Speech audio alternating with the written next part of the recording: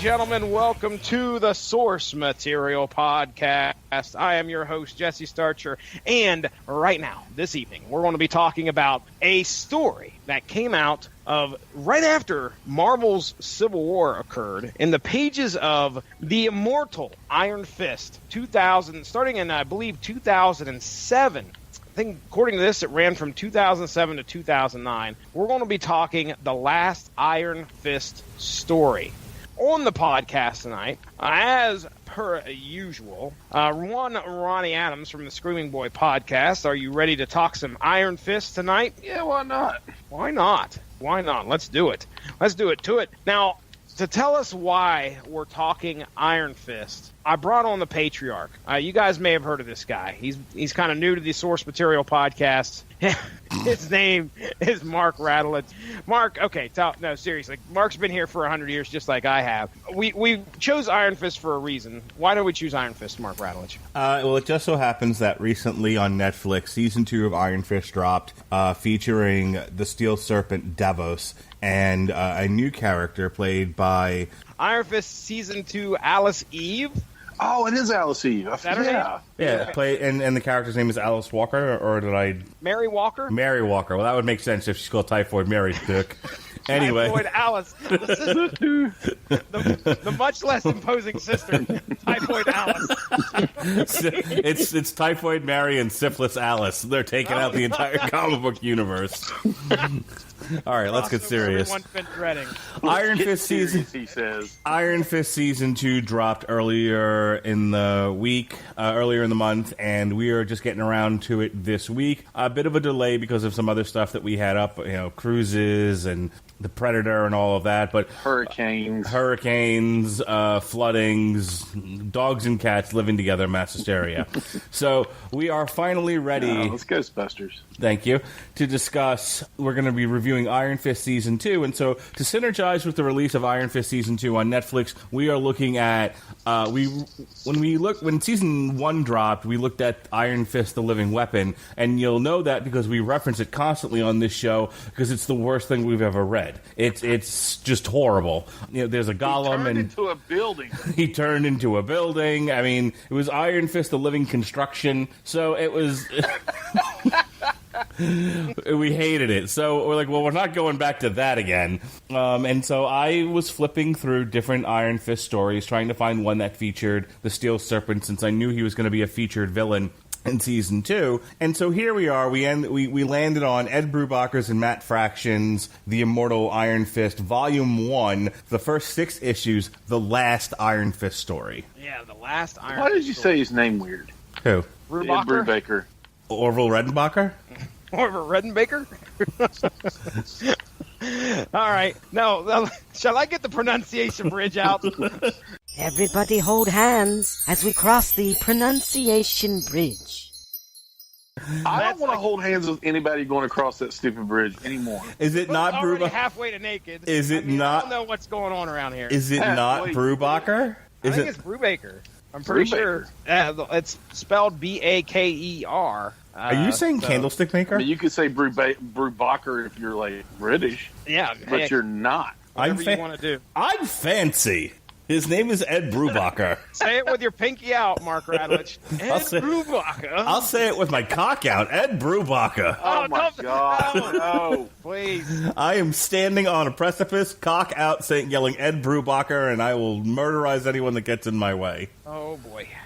I don't think we'll be referencing the writer anymore tonight. At least I won't be, and Ronnie, you better not be, so don't give him any ideas. So yes, Ed Brubaker and Matt Fraction. Baker!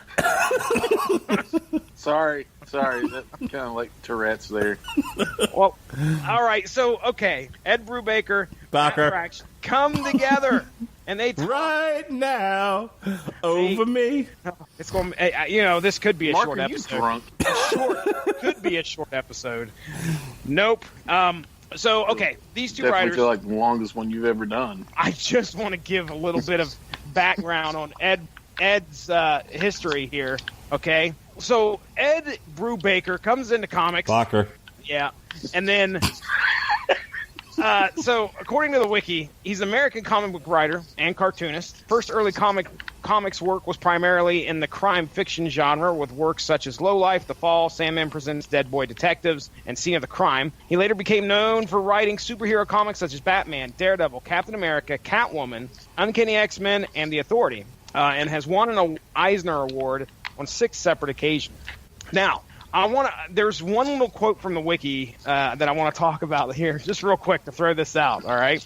So, in February of 2010, a controversy arose with Captain America number 602, which depicted a group of anti-tax protesters, understood by some readers to be a Tea Party, which was characterized by the Falcon as an exclusively white and racist group.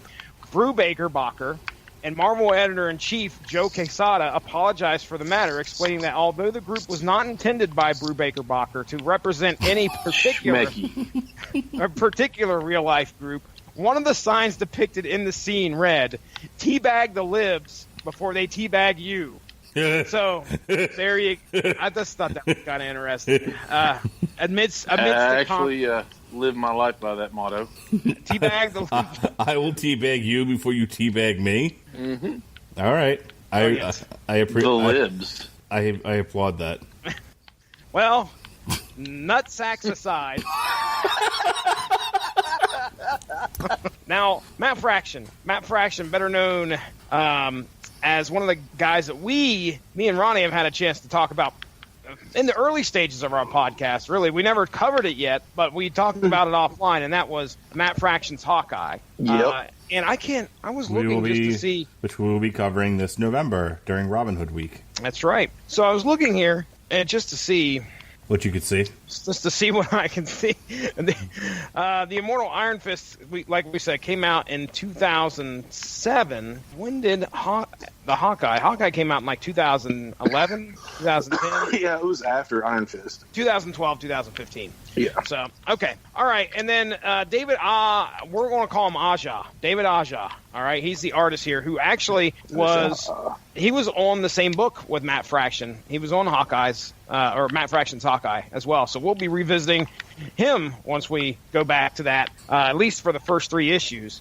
So, okay, let's get into this story here. You can go back to our previous episode and listen to us talk about our familiarity with Iron Fist.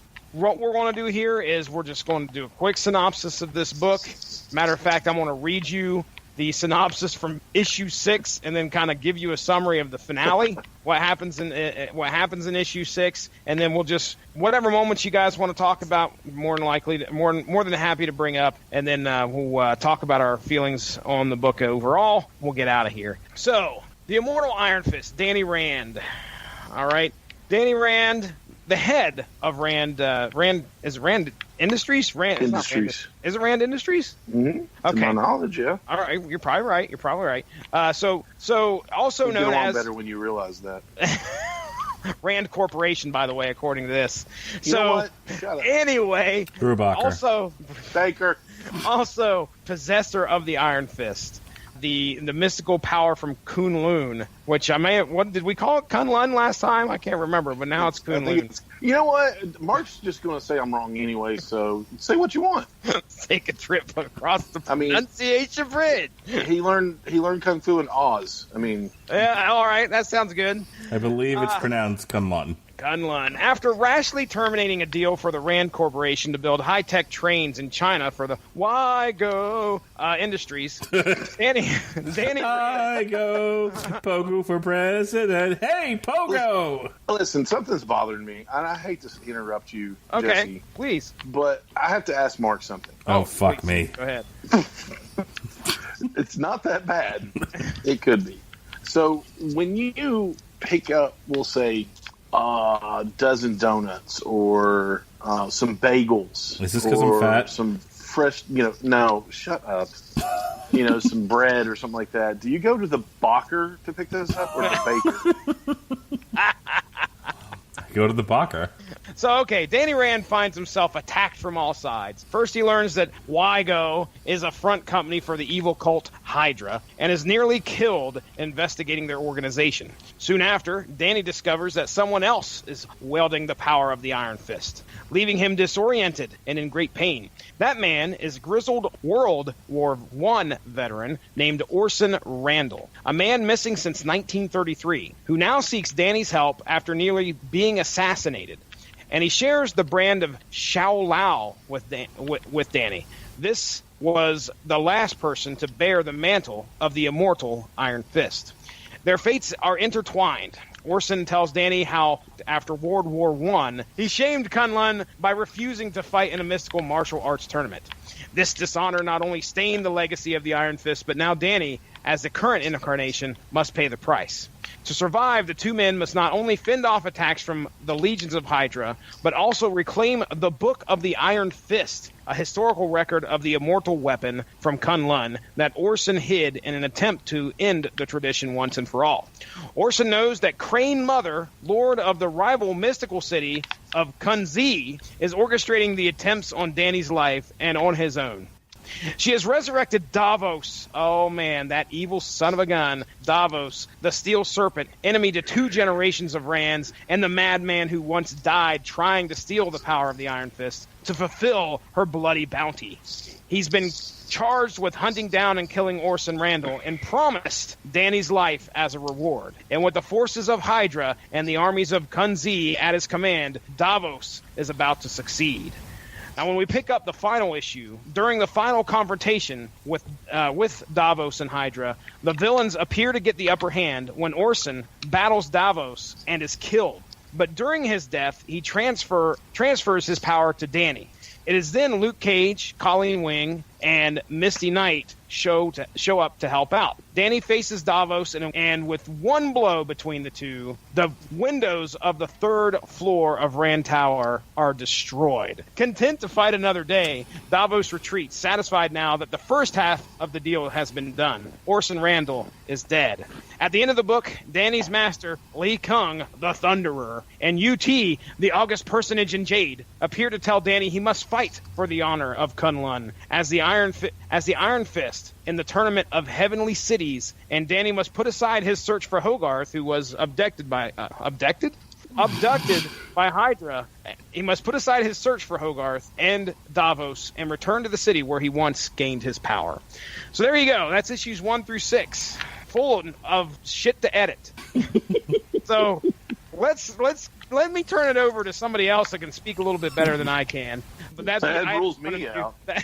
That's either one of you. So, Mark, we'll start with you, man. What did you think here? Did you have anything that stuck out to you? What did you think of the book? Give us your thoughts. I thought it was a perfect little adventure story of like a hero, his mentor, kind of a Luke Yoda situation, or maybe Indiana Jones and the asshole from the Transformers movie. You know who I'm talking about? Shia. Yeah, Shia LaBeouf. Yes. We were talking about this offline, where I don't think there was any inner meaning to this story. I don't think there's anything revelatory about it. I just thought it was a nice adventure story. I thought it had everything an Iron Fist story should have. He's fighting a well-known secret society in Hydra. He's got his main nemesis, Davos, the Steel Serpent, doing his thing. I liked the idea of like the fallen hero who's just like, well, I'm no good to you anymore, and I've got to go. But here's your opportunity to make it right. And Danny Rand thought he knew what all there was to know about being an Iron Fist, and then he learns there's more to it than he could ever realize, and he becomes a better Iron Fist for it. I felt like this was right out of the hero's journey, and it was a fun read. I mean, would I continue with the Immortal Iron Fist if I were just like reading comics for the sake of reading? I don't know, maybe. I mean, Ed Brubaker and Matt Fraction. No, What are you guys laughing at? Anyway, Ed Brubaker and Matt Fraction, I think they did a really good job of crafting a story, and I really enjoyed the artwork in this, believe it or not. I thought, especially some of the covers of these first 6 issues looked, some of them could have doubled as movie posters. Yeah. I'll tell you right now, the artwork inside the book by David Aja, when we get to Hawkeye's book, he does a phenomenal job in that book as well. There are some pieces in there, Mark, I think you'll probably come away going, okay, this is very impressive. You can tell that with this being his early work in 2007, and then we go another 5 years into the future, you can tell that he has come a long way. So we'll talk about that when we get to it. But Ronnie, I mean, what do you think of Orson Randall, this gun-toting war veteran that shows up with the Iron Fist power? It was a really cool concept, in my opinion, because when you think about Iron Fist, you think kung fu. You don't be like water. He actually says that in the book, but you don't think that through the ages there are different Iron Fists. Maybe they did have call to use a firearm or something a little stronger than their hands. Mm-hmm. I mean, he was fighting a world war, for goodness sakes. It was kind of cool. I mean, he was definitely what's the word I'm looking for? A little more lethal. Yeah. Than Danny Rand. But although in that first fight with Hydra, Danny Rand did break a Hydra neck. Oh, dude, there were some deaths that were happening left and right in this book. Yeah. I mean, didn't Orson punch through somebody's sternum? He did. I mean, he punched a dude in half.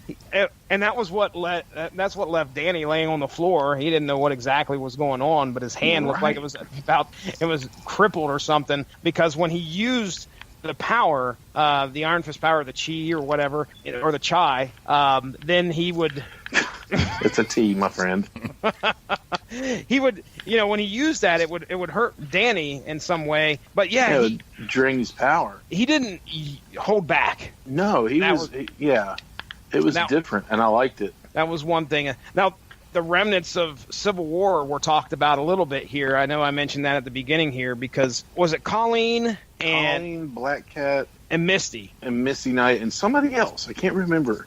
There were 4 ladies on there that started a Heroes for Hire, and they were like pro registration. Yeah, which was interesting because both Danny and Luke were kind of underground at this time. Yeah, they were anti-registration, fighting for Cat, and even said in the book, I can't believe they're fighting for him, or she's talking about Misty Knight. I can't believe she's fighting for him, referencing Tony Stark. Yeah, Mark Radlich, did you think? Did you got any opinion on Orson Randall here? Like I said, I liked him. I liked him as sort of the old grizzled fallen hero who's just at this point trying to redeem himself by passing on what he knows to Danny. And I like, and we talked about how on the show how Danny is really immature and everything, and this iteration of Danny is more accepting to learning something new and gaining more knowledge, and that the Iron Fist isn't just about throwing an energy punch. There's more to it than that, and I actually like the way that it ended with them saying okay, you've got you've got the power of the Iron Fist. You need and even Orson says the same thing. It's like you need to do what I couldn't do, which is you need to honor your position as the Iron Fist, and go fight in the All Valley Karate Tournament against Billy. How about Davos there, Mark? No, this character made sense, and I think the most prominent feature of this character is how jealous he is of Danny. That in his mind, Danny stole his birthright, and that he'll never be whole, he'll never be happy until he's able to take it back. Take it back. Take it back. Take it back. I'm taking it back. Let's cut to the chase here, because I've got a list we got to go over. Oh yeah, this is going to be fun. So, Ronnie, what do you think of the book overall? It was good. I mean, I enjoyed it. For me, it drug in a couple of places, but overall, I really enjoyed it. Yeah, I like the fact that he didn't keep repeating himself constantly. Like it's one of the things I've struggled with, since I've been reading comics with you guys, is because we read things in bunches and not one issue per month. is the so many times it's that Bloom County thing of the narration of the character, but because they repeat the same thing month after month after month. Like there was a little bit of that here, but it wasn't too much. I'm sorry, did you just reference Bloom County? Yeah. I mean, what do you think we are, adults? They don't read that crap. I used to love Bloom County. Is that on a paper? An actual newspaper? Is that what it is? I don't get it. I'm scared and cold, and I want to go home. Danny's character. Okay, we've read a couple things with Danny Rand as the Iron Fist in them. What do you think of his character in here? Danny Rand, at the beginning of this comic, really does go on like the hero's journey, because he starts off thinking he knows all there is to know about the Iron Fist, and then Orson, kind of like being the Obi-Wan Kenobi, be probably better than Yoda, kind of shows him this doorway into a larger universe, and he realizes that he knows, and kind of like the show too, where I want to say, I can't remember which character it was. It was the one that ended up being in Hydra. The Hand, rather, where it was like he thinks the Iron Fist is just an aggressive weapon. It's just a destructive weapon, but he uses it to heal. Like the Iron Fist energy can do all sorts of things, and that's one of the things I liked about this, and I think it connects really, really well to the TV show, is that Danny's whole arc as a character is, he thinks he's just a kung fu fighter, but really he's something more, and that something more comes from the Iron Fist energy. And that's what this story for me was about, and that's one of the things I liked about it, that he was, that he starts off thinking like, okay, I'm the greatest ninja to ever walk the planet, and he realizes he's more than that, and he's open to it. Ninjas are Japanese. It doesn't matter. I ain't got no fucking clue. I don't care. I feel like he was open to it. There wasn't too much resistance. He didn't really need to be convinced all that much in 6 issues. And then by the end of it, he seems like a much more matured character, but still one that has a long way to go. I mentioned that this feels like the stepping stone for a larger story that's going to happen. And, of course, that's what this was. This was an ongoing series, I think, from up until, I want to say there's a total of 27 issues here. So that's a good 2 years' worth of stories written. I got the same feeling. Like, this was, hey, look at the world that's in front of you. We've got Kunlun, you've got Davos, who escaped and of course swore, "Hey, your day's coming, Danny." And also Hogarth, who we really didn't talk about much, but he was abducted by Hydra. He's a simpering lawyer. Gets abducted by Hydra, and then what happens at the end? Hogarth disappears. The heroes for hire, which is Luke, Colleen, and Misty, are thinking, oh, crap, we've got to go after Hogarth. And Iron Fist is like, yeah, we better. And then, the Thunderer and August and Jade or whatever show up. And Danny's like, well, fuck Hogarth. I've got to go. So he leaves. And I'm like, well, okay. So I guess we kind of got that left to that's kind of hanging out there. But yeah, I definitely enjoyed Orson Randall as a character, showing up here for 6 issues and then going away, giving you an idea. And just like you said, Ronnie, there was a lot that was brought up about the history of the Iron Fist. Actually, about every issue, I think, opens with some... They showed a new Iron Fist. Yeah, and I thought that was pretty old. Yeah, I agree with you. I thought that was a very cool thing to see. Like this isn't just special to Danny. That there's been a number of Iron Fists throughout the years. Similar to Black Panther when we were talking that last Black Panther story, right, which was my overall opinion of the story. I mean, yes, it's maybe the rest of the series is great. It went 27 issues, which in 2007 I don't think was too hard to do. I will say this: I enjoy Matt Fraction quite a bit. And Mark, don't give me this one. I feel like I enjoy Matt Fraction's later stuff more, or maybe it was Ed Brubaker's input on this. I'm not sure. It was good, but I felt like Matt Fraction's Hawkeye run was outstanding. I was gonna say that Hawkeye run apparently gets a lot of praise from people. It was really good. I mean, it was fantastic. This was good. Don't get me wrong. I enjoyed it. I would continue reading, and probably will if it's still on Unlimited, just to see what happens next. But the whole Civil War storyline, I really enjoyed Civil War. Yeah. So it was cool to see that, this being in the wake of that. So. So, all right. So it sounds like we all enjoyed the Immortal Iron Fist, and I think that our readers should go listen to it, or maybe our listeners should go read it. That's it. I think it's a nice companion piece for. Are you drunk, Jesse? Season 2? Iron Fist Season 2, yeah. Okay, I would agree. All right, well, let's just hit the brakes and make an immediate left turn and head over to... Exit stage right? Oh, heaven. I will not be exiting any stages left or right ever again. All right, we're heading over to Bleacher Report. I hear that's a fun site to go to. Oh, fuck me sideways. Let's go to Bleacher Report. What? Here we go. You ready? Why are you so... Are you ready? I'm ready. All right, Ronnie Adams, this is Jeff. Wait, hang on. Since you said it, give me a second. Hang on. Oh, he's got a soundbite. Are you ready? No! I said, are you ready? So it helps if I can actually hear the soundbite. Oh, God! Michael Scott is writhing in pain. God, please, no! No! No! No! Mark Radlich, how many fucking times are you going to play that? All right, so we're over on BleacherReport.com, okay?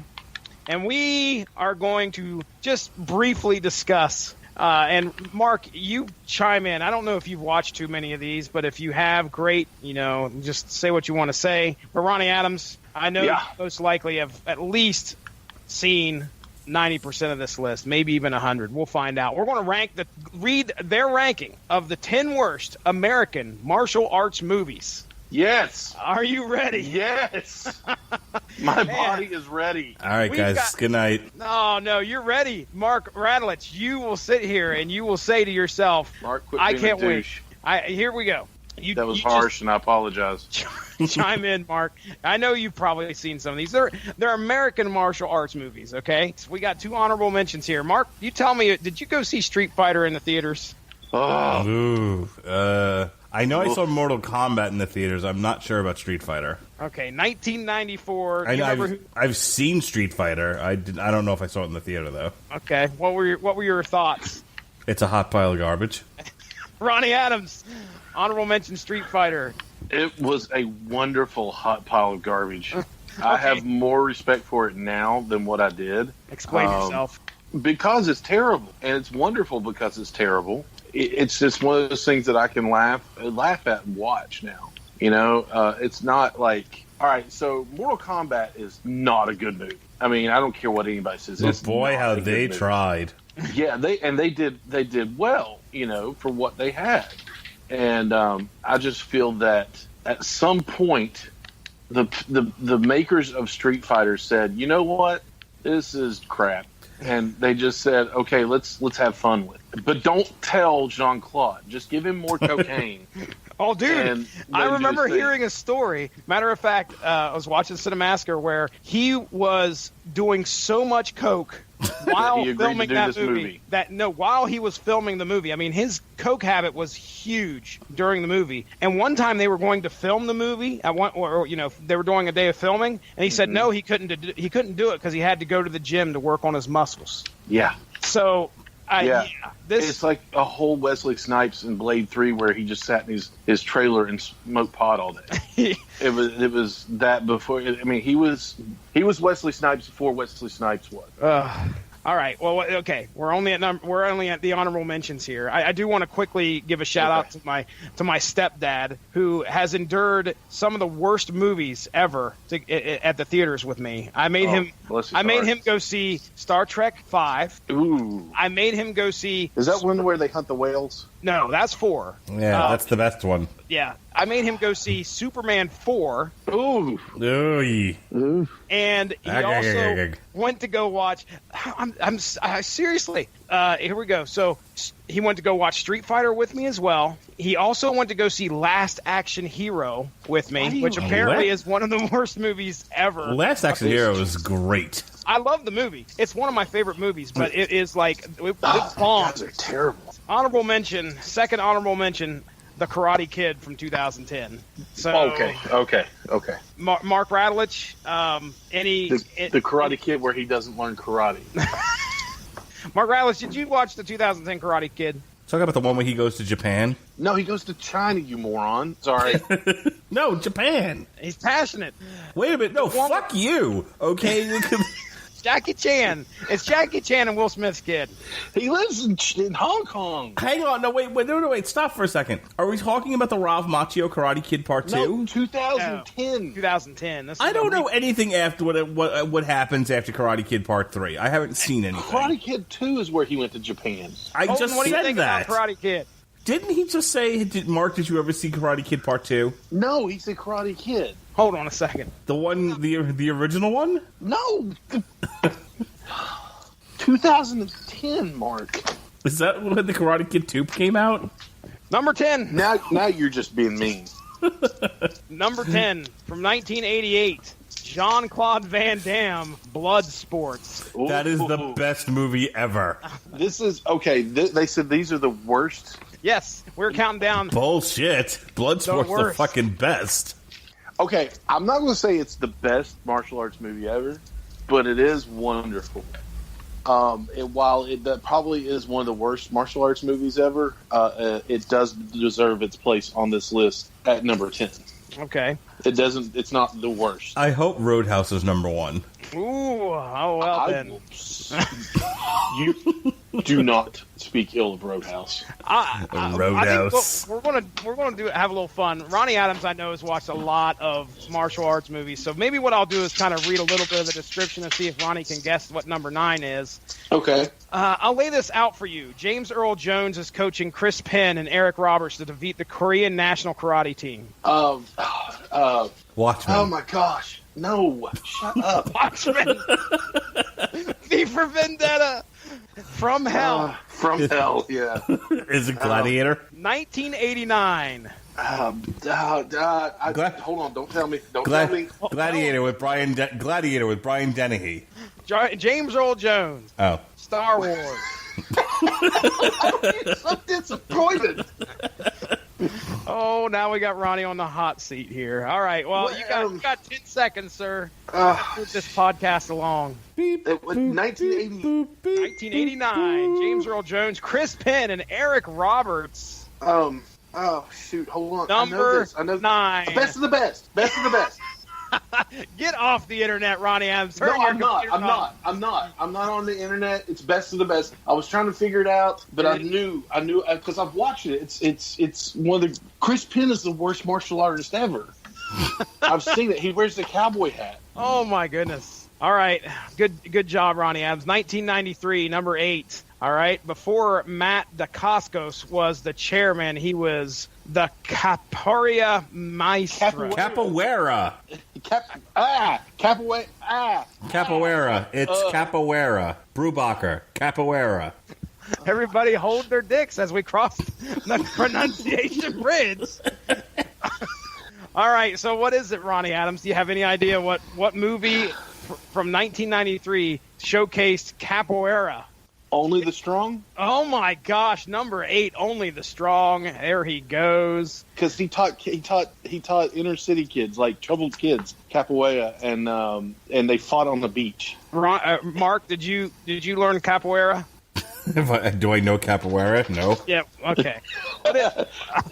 You're a jiu-jitsu guy, right? Is that what you do? Jiu-jitsu and kickboxing, yeah. Okay, all right. Because I know you've dabbled. I have dabbled. You just don't like to watch the kick punch movies. I don't understand that. That's no. He doesn't. He doesn't like to watch them. He said it himself. Boring. What? Well, you're boring. You're boring. Sorry. Going to Ronnie gets upset. He gets a little upset. Here we go. We're going to 1989. All right. Back to playing my video game. Yeah, you do that. Just kind of keep it down Just if turn you would. it down. Go to your room. Keep it down. I'm having fun. 1989. The style that was showcased is Muay Thai. Muay Thai. Muay Thai. Muay Thai. What are you, Vince McMahon? Oh, where does it get that Muay Thai stuff? Muay Thai. No, it's not a Muay Thai. It's Muay Thai. Muay Thai kickboxing. Okay. Jean-Claude Van Damme, 1989. Kickboxer. Kickboxer. Mark Radulich taking it home with Kickboxer. There Yeah, you go. I know my Jean-Claude Van Damme movies. Oh, we're heading back to Jean-Claude Van Damme territory yet again. But this one. All right, I got to ask. Bloodsport, who was it about? Who was it was about? a semi-biographical movie. Watchmen. V for Vendetta. Frank Dukes, who has been... Deuce Bigelow, the male gigolo. It's about Duke from G.I. Joe? He claims... Oh, my Cobra God. Commander. He claims all these records, but none of them can be proven. Oh, really? I like how Yeah. the show has devolved into us bullying each other. I know, right? All right, let's hit... what number are we on? 7? Number 7, I think Mark already got that one with Okay, what's Kickboxer. number 6? Number 6 is Jean-Claude Van Damme yet again in 1996. Universal Soldier. We're talking martial arts here, ladies and gentlemen. Let's just take his earlier film Bloodsport, change the venue from Hong Kong to Tibet, change Jean-Claude Van Damme's character's name from Dux to Dubois. Dukes. I just said it. Frank Dukes. You said that? Oh, okay. Yes, and it's The throw Quest. Throw it very good. The Quest. Christopher Dubois. It's not Du Bois? Wait a second. No. Years from now. And so when you wanted to do a comic book show, who did you get to do it? Well, I found this guy that could barely read, and I thought he'd be really good at hosting a comic book show. That's funny. You winning? Are you winning on your game? Huh? Are you winning? I hope you get a high score. You dick face. Passive aggressive Jesse. My favorite Jesse.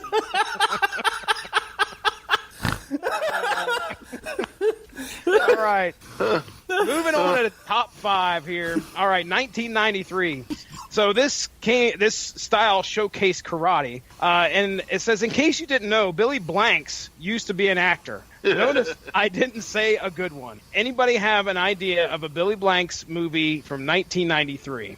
Here we go. It's plot synopsis. Kid moves to a new town from Kansas, likes a girl, and her boyfriend beats him silly. I'm sure you can figure out the rest from here. Don't forget the B-movie staple, an illegal fighting ring that must be stopped, and Billy is just the janitor to do it. I know this. It had Christine Taylor in it. I don't know who Christine Taylor is.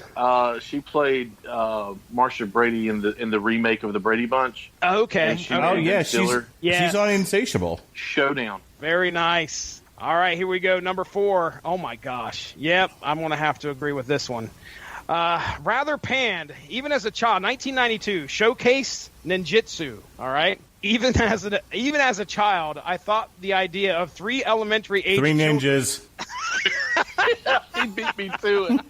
That was a terrible movie. Okay, very good. So, guy enrolls in new school. Guy flirts with girl and her boyfriend beats him silly. This time, the film seeks to capitalize on the explosion in popularity of MMA. Shoot. It tries to incorporate social networking, online video, overindulge teenagers, and every other cliche relating to the last 5 years that you can think of. So, yeah, this one's kind of tough. I don't know if I remember this one. I wish I could tell who stars in it. I have no idea. Looks familiar. Never Back Down.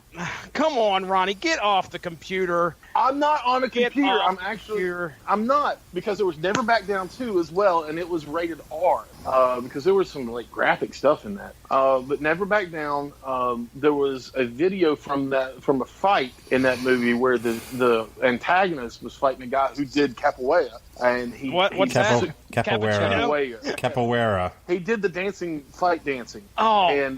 And he Superman punched the guy in the movie, and it was passed around on the internet as real. Oh, Saying that's- a U.S. Marine was fighting in an underground ring or something, and it was complete. I was like, as soon as I saw it, I was like, no, that's a movie. I know what that is. No, it was Never Back Down. Unbelievable. All right, number 2, we're going back to the 80s, 1989. Style showcases pit fighting. This is another guilty pleasure and a surefire way to get my wife to leave the room, according to this writer here. Lou Ferrigno is a Rambo-esque war hero who is injured and must be cared for by his buddy whose life he saved. Lou is then tricked into fighting in an illegal fighting ring and must fight for both of their lives. Lou Ferrigno, 1989. Mark Radulich. The Incredible Hulk. Is it just called Cage? It is just fucking Ronnie Adams on the internet. Get off the internet. I'm not on the internet. Get I off swear, the I've internet. seen every one of these movies. Number one, 1994. All I have to do is say three people here. Actually, one person. One actor playing a martial artist by the name of Hilary Swank. It's the next Karate Kid. Yes, Karate Kid, yeah. there you go. I was going to Like, say the Return of the Karate Kid for some reason. I've never seen that one, so I have no idea. Terrible. Is it bad? It's terrible. Well, is it just like the same where they go into the tournament and do everything? No. Will Hilary Swank show up in the show? That's what I want to see. Cobra Kai, Hilary Swank. I hope not. Does Hilary Swank turn into a boy? So we're done here, obviously. I don't think... I mean, there wasn't much left after Three Ninjas, but let's get out of here. Mark Radulich, once you're done playing your game and yawning, why don't you tell us what we've got to look forward to here on the Radulich and Broadcasting Network this week? Urination. The urination of domination. What? Tomorrow on the Radulich and Broadcasting Network, we'll be Robert Winfrey and I will be reviewing for TV Party Tonight Iron Fist Season 2, brought to you by the good people at Marvel and Netflix and ABC Studios. And on Wednesday, myself and Jesse Starcher will be reviewing the new Therapy album, Cleave. Jesse got a taste of Therapy. Throughout the week, we've been doing little TV party, Metal Hammer of Doom extras for Therapy, where we looked at, I played for him Knives, though there's no video for that, so there's no extra for it. You remember that one, Jesse? My girlfriend says I need help. My boyfriend says I'd be better off dead. Yes. That'll be an interesting band. Crazy videos. But yeah, we looked at another one from Troublegum. We looked at Diane, which was an interesting video, and we looked at the new video from this album. So that's all there is this week. Last week was Predator Week all week long here on the Radulich and Broadcasting Network. Last Monday was a hoot and a half. We reviewed Archie versus Predator, which was a nice palate cleanser from the very serious, very thought-provoking Exit Stage Left, the Snagglepuss Chronicles. On Tuesday, Danny Hollywood came back with a review of The Predator. Jesse and I reviewed the new Corporal Cloney, and then Sean Comer and I did an on-trial for Robert Rodriguez's Predators. Next week begins our celebration of all things scary. It's Halloween all month long on the Radulich and Broadcasting Network. We kick things off with source material Deadpool, Dracula's Gauntlet. Jesse and I do a TV party tonight for Ozark Season 2, which isn't really so much scary or Halloween related as it is just fit nicely into that part of the schedule. And then we're on the Metal Hammer of Doom. It's all covers all week long, because get it how, like, a song, if it's a cover, it's wearing a costume. Get it? Jeez. Halloween. Get it? I get it, but I don't like it. We're going to look at Power Glove. Continue. If you're looking for some extra content, believe it or not, Screaming Boy came out of his hole and did a show. Two of them, even. We unlike now. I don't want to confuse people here. The show was about the DC Universe over-the-top app. It wasn't about the DC Universe comic books, okay? Is there like a DC Universe comic on Over the Top the movie? Maybe. I'll check Read Comics Online. Go to Read Comic Online. Let's find out. It's a new site that I heard about. Yeah.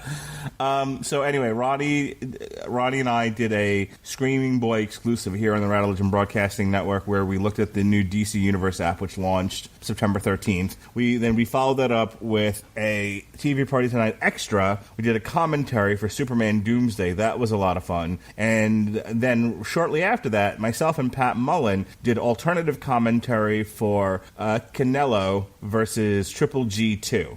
So all of that's up in the archives. Check that out. We've got reviews of Insatiable, Barbed Wire, Legion Season 2. You know what we don't have? A review of the new Alice in Chains, because lawyers. But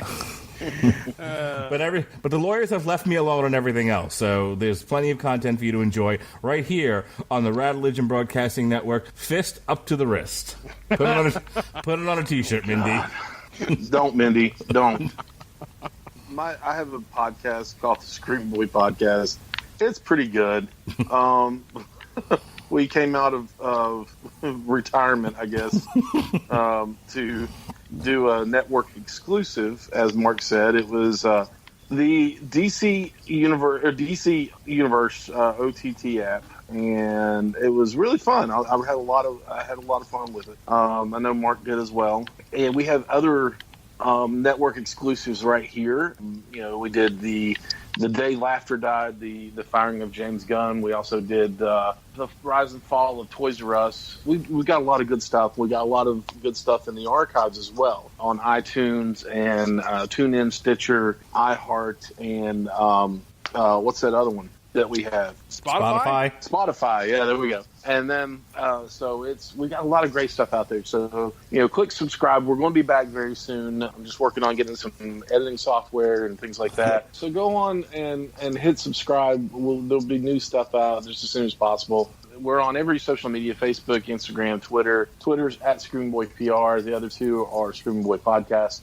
We want to hear from you. Give us a like, give us a follow. I'm going to, unfortunately, Greensboro Comic-Con was postponed due to Hurricane Florence. It will be in January now. So I will be going to that in January. And all the normal guests and vendors and everything have agreed to come back.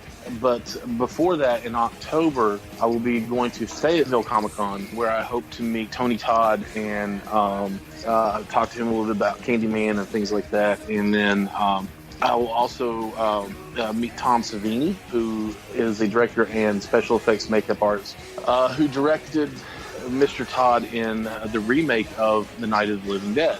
It's going to be a lot of fun. I'm still debating on whether going to North Carolina Comic-Con because it's really expensive this year, and they haven't announced any guests. We post a lot of comic convention pictures, mostly of cosplay, because you see some really awesome cosplay there on our Instagram, so check that out. And I think that's about it. Okay, I'm ready to get out of here. Mark Radulich over there. Ronnie Adams over there. I think Mark's already asleep. I'm awake. Thank you very much. I'm scratching my balls. I'm waiting for the show to end. This is the end. Ladies and gentlemen, have a good one. Bye-bye. Mark pooped himself. That brings this episode of Source Material to a close. Thank you all for joining us. Make sure to give that Radulich in Broadcasting Facebook page a like to stay up on top of all the great podcasts we have to offer. We are at home on Spreaker, but you can also find us on iTunes, Stitcher, TuneIn Radio, and recently we have hit the air on Spotify. Find your favorite podcast platform and type in RADULICH to subscribe for some great content. If you enjoyed this show, please feel free to share and spread the word. And as always, we appreciate any feedback and look forward to entertaining you again soon.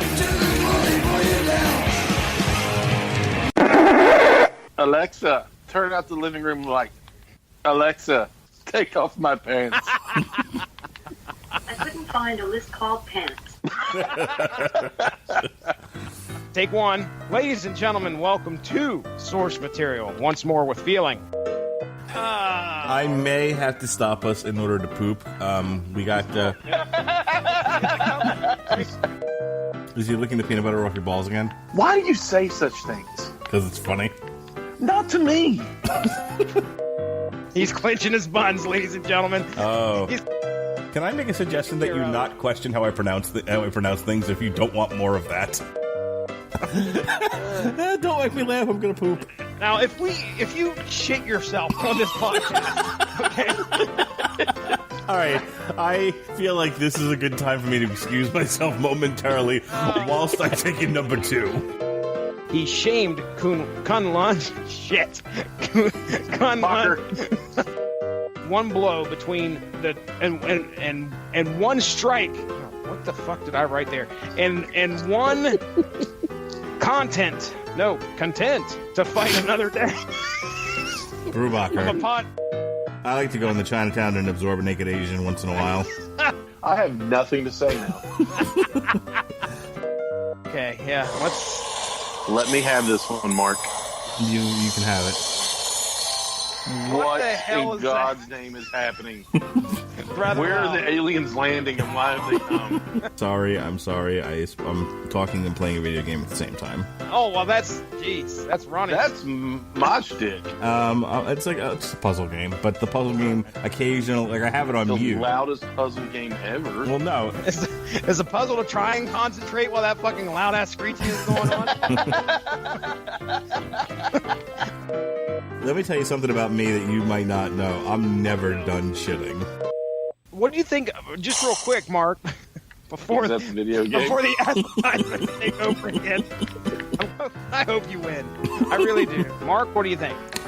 Yeah, I feel like at the beginning I feel What the hell, dude? Can you stop? Just get the thought out. Just get your thought out and then play the game. What the heck? There is a volume button on that phone, man. I hope said reviewer gets to listen to this. These guys know Well, what they're talking about. It's gone south since I last listened. All right, here we go. You know that there's a Three Ninjas sequel with Hulk Hogan in it, right? Yes, there is. Three Ninjas on, was it? Strike something Back, Mountain? wasn't it? Three Ninjas on Fire Island. Three Ninjas on Snake Mountain. There's a He-Man crossover. It was crazy. There was Three Ninjas. Three Ninjas Lost in Paradise. Wow, I've been sitting. Three Ninjas Kick Back, and Three Ninjas High Noon at Mega Mountain. I thought there was another movie, Three Ninjas Knuckle Up, that came between Three Ninjas Knuckle Duster. Kick Back. Three Ninjas Camel Toe. Wow, Jesse. Three Ninjas Moose Knuckle. Three Ninjas Fist Up to the Wrist. What's number 3?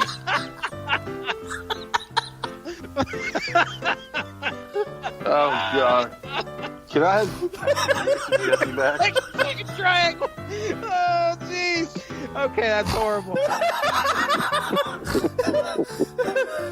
Snorting.